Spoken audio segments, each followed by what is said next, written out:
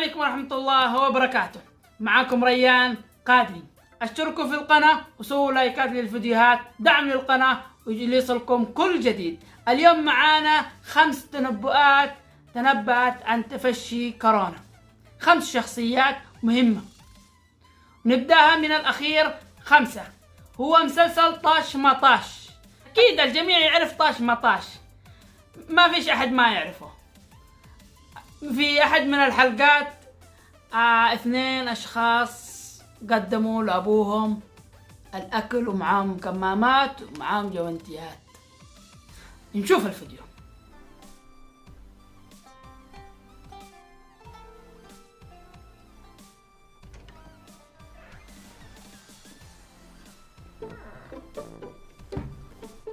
واعي ما ادري عنه يا وليدي. جدي الاكل انتبه لا يعديك، هم انا بلشبك عاد. لا تقرب، حنا اللي بنجيبه. جد سك الباب بسرعة. وش اخباره؟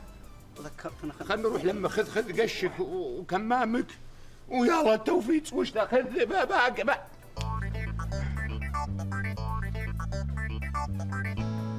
هلا يبا.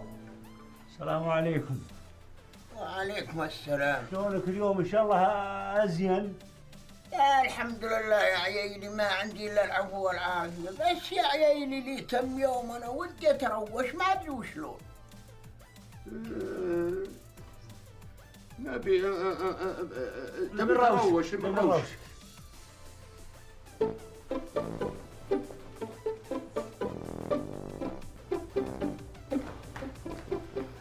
الحين شلون نروج ابونا؟ نروج في الحمام بس علينا نحن ننتبه. التنبؤ رقم 4 رئيس أمريكا السابق أوباما أتكلم عن تفشي عن فيروس وبائي. خلينا نشوف الفيديو. We were lucky with H1N1 that it did not prove to be more deadly. We can't say we're lucky with Ebola because obviously it's having a devastating effect in West Africa, but it is not airborne in its transmission. There may and likely will come a time in which we have both an airborne disease that is deadly.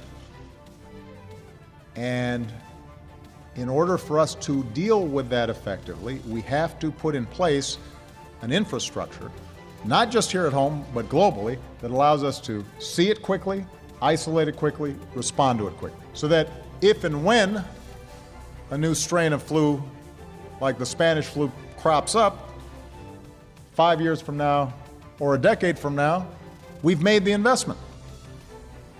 And we're further along to be able to catch it. It is a smart investment for us to make. It's not just insurance, it is knowing that down the road we're going to continue to have problems like this, particularly in a globalized world,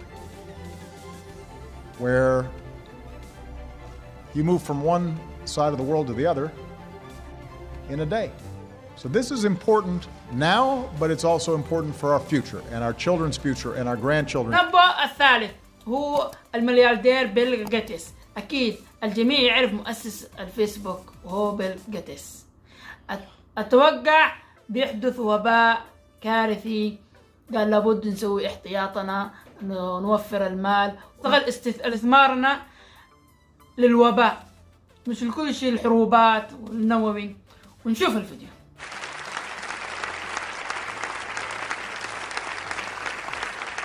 When I was a kid, the disaster we worried about most was a nuclear war. That's why we had a barrel like this down in our basement filled with cans of food and water. When the nuclear attack came, we were supposed to go downstairs, hunker down, and eat out of that barrel. Today, the greatest risk of global catastrophe doesn't look like this. Instead, it looks like this. If anything kills over 10 million people in the next few decades, it's most likely to be a highly infectious virus rather than a war. Not missiles, but microbes. Now, part of the reason for this is that we have invested a huge amount in nuclear deterrence, but we've actually invested very little in a system to stop an epidemic. We're not ready for the next epidemic. Let's look at Ebola. I'm sure all of you read about it in the newspaper. Lots of tough challenges. I followed it carefully through the case analysis tools we use to track polio eradication. And as you look at what went on, the problem wasn't that there was a system that didn't work well enough. The problem was that we didn't have a system at all. In fact, there are some pretty obvious key missing pieces. We didn't have a group of epidemiologists ready to go who would have gone, seen what the disease was, see how far it had spread. The case reports came in on paper. It was very delayed before they were put online, and they were extremely inaccurate. We didn't have a medical team ready to go. We didn't have a way of preparing people. Now, Médecins Sans Frontières did a great job orchestrating volunteers, but even so, we were far slower than we should have been getting the thousands of workers into these countries. And a large epidemic would require us to have hundreds of thousands of workers. There was no one there to look at treatment approaches, no one to look at the diagnostics, no one to figure out what tools should be used.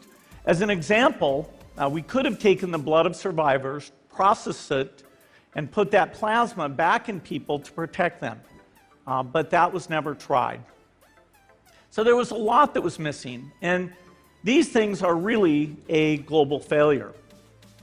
The WHO is funded to monitor epidemics, but not to do these things I talked about. وصلنا التنبؤ الثاني وهو مسلسل سمبسون. أكيد الجميع يعرف سمبسون أغلبيا لأنه هو فيلم كرتون أمريكي.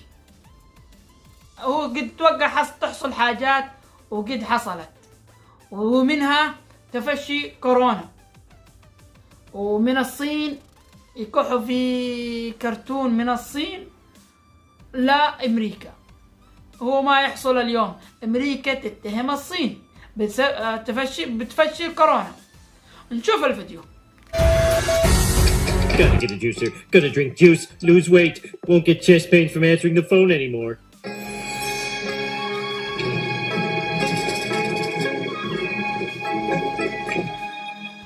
Please don't tell the supervisor I have the flu. I've been working with a shattered pelvis for 3 weeks.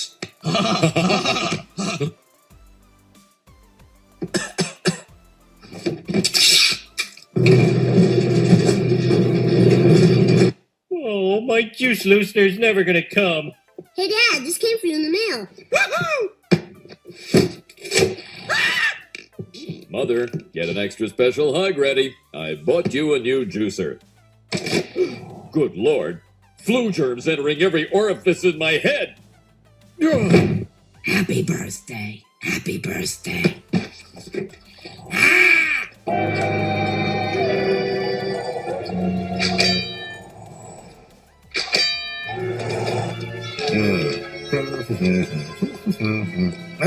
What the? التنبؤ الأخير وهو الأول. تتوقعوا مين؟ وهي توقعت حاجات كثيرة تحصل وحصلت، ومنها تفشي كورونا. بداية السنة 2020 تفشي كورونا يبدأ من الصين، وكمان لها فيديو اتصال مكالمة مع الصحفي ما أدري منه، بوريكم بالفيديو. وتنبأت كمان في أمريكا تكون أوروبا في هلع، وأمريكا كذلك. خلينا نشوف الفيديو. وباء جديد قاتل وخطير ينتشر عالميا خلال المرحلة المقبلة ويثير حالة من الرعب والهلع بين بعض الشعوب. وباء قاتل وخطير؟ نعم، يعني مثل الأجوان أنوان أخطر. والهلع بين بعض الشعوب وخاصة جنون البقر أخطر؟ لا، أخطر. ليلى عبد اللطيف مساء الخير.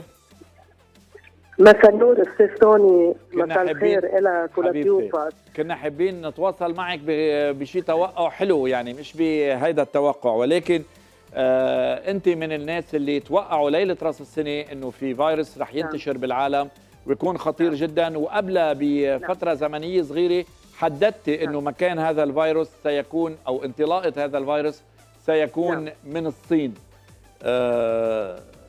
شو بدي اقول لك؟ يعني للاسف انا دائما بقول التوقع السلبي ما يصير، ولكن سبحان الله انه صار.